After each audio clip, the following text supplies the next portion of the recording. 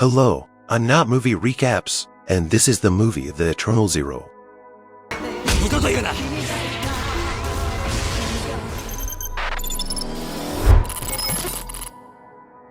At his grandmother's funeral, Kentaro learned that she had another husband, and his mother was actually born from him. The next day, his sister Keiko suggested that Kentaro learn more about their real grandfather. She even considered writing a book about him. First, they got permission from their step-grandfather to start the investigation.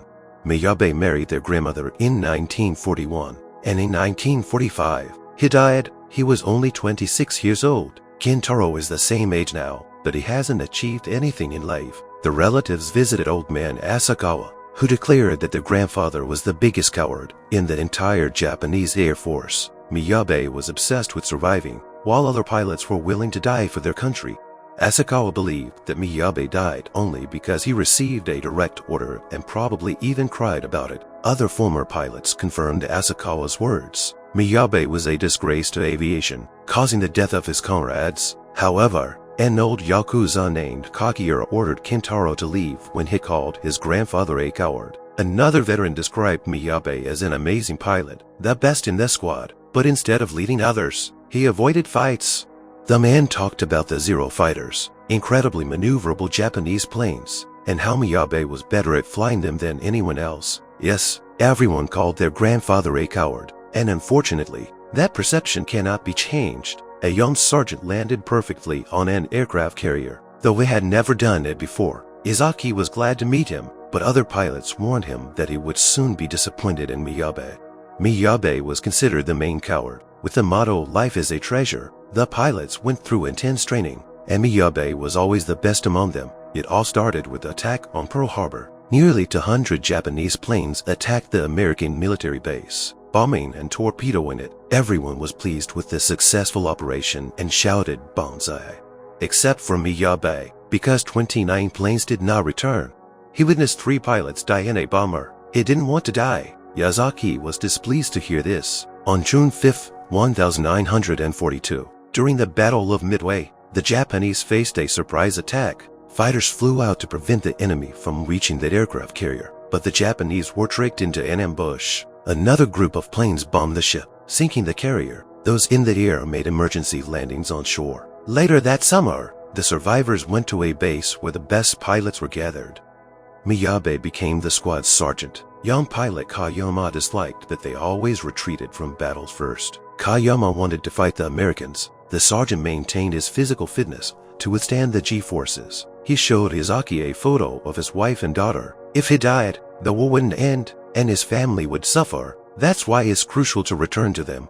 Caution isn't cowardice. Soon, the largest Pacific battle occurred. The Japanese airbase was destroyed immediately after it was built. They sought revenge by attacking ground forces at Okinawa. Miyabe calculated that they wouldn't be able to fight after such a long flight. He was immediately punched for his cowardice.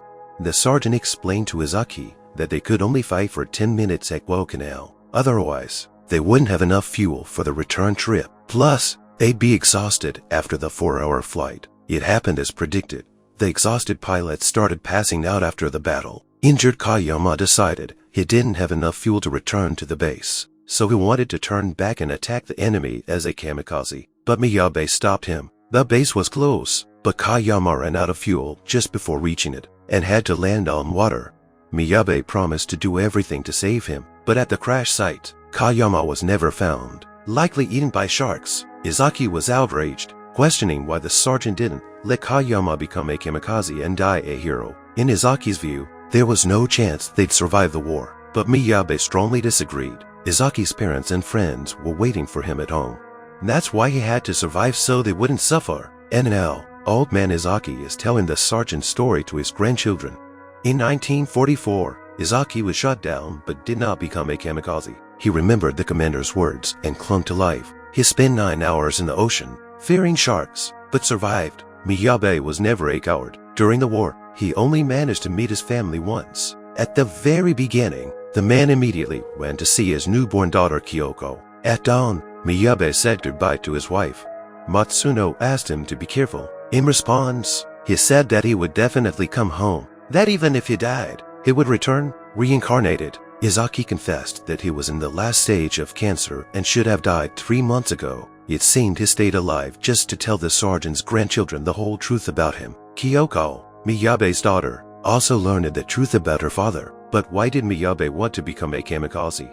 Kentaro managed to persuade another veteran, Mr. Takeda, to tell everything he knew about his grandfather. In 1945, Miyabe was an instructor at an aviation school, and even students were ordered into battle with almost no practice. Why? Because they formed special kamikaze strike units. They could refuse, but almost everyone agreed in the end. That year, 4,400 kamikazes died, half of them students. Miyabe constantly refused Takeda's request to join the kamikaze units, which infuriated the young man. The students had already heard rumors about their instructor's cowardice. Now it was clear why he denied them all. During training, pilots practiced dive bombing. A technical failure caused one student to crash. Losing lives before facing the enemy was a disgrace for the army. The major said Miyabe defended the fallen pilot and was brutally beaten in front of the students. The major had heard about the sergeant, who wouldn't send the boys into battle, calling him a disgrace to the country. After this incident, the students began to respect instructor Miyabe. During an air battle, an insistent American got on Miyabe's tail. Despite the sergeant's efforts to evade, he was about to be shot down when one of his students collided with the enemy plane. The student saved the instructor but was seriously injured. "You must survive and do great things for our country," Miyabe told the boy in the hospital.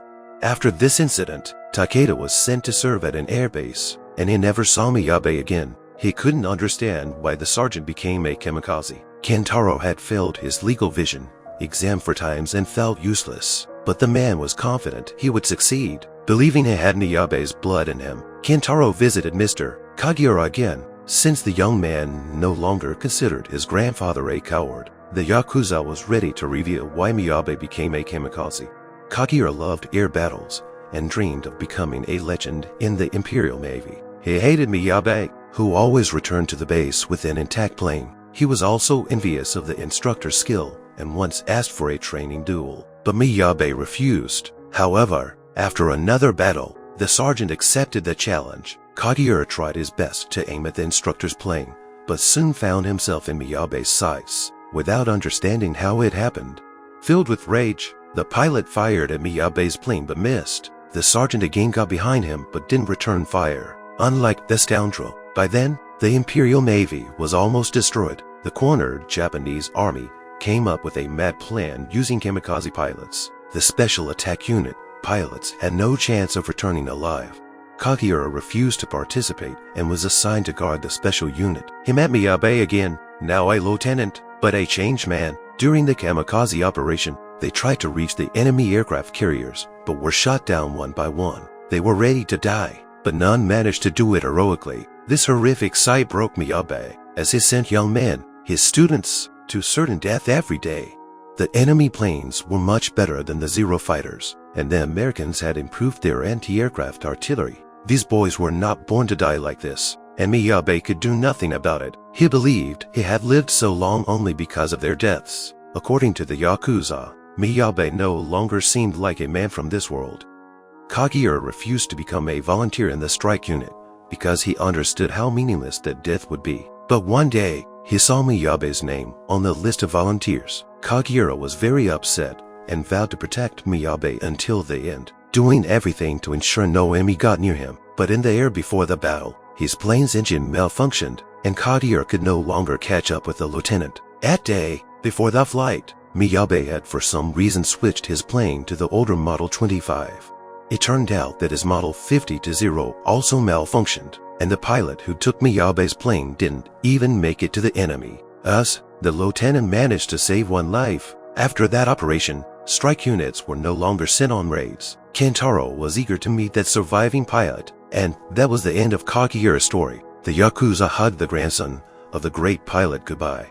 Keiko found her shocked brother standing in the pouring rain. He had learned that the surviving pilot was their grandfather, so the grandchildren returned to where they had started. Oishi had long wanted to tell them the whole truth, but their grandmother was against it. Oishi was the student who saved Miyabe during the battle. The instructor visited the boy in the hospital and gave him his jacket. Miyabe boasted about his wife and daughter, Kyoko. It was for Kyoko that he didn't want to die.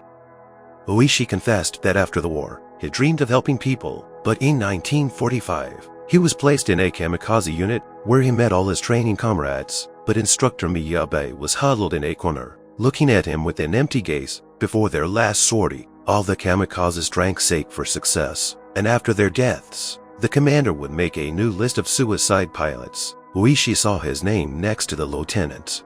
After making his decision, Miyabe seemed invigorated. Oishi now appreciated the world around him, the stream water, and the grass under his feet, which meant nothing to him the day before. He hadn't thought about his family or Japan's future. The boy found it hard to imagine himself dead. At dawn, Oishi drank the sake and was ready to get into the cockpit, but Miyabe approached and asked to switch planes. The lieutenant's first flight had been in a Model 25, so let his last be in it too.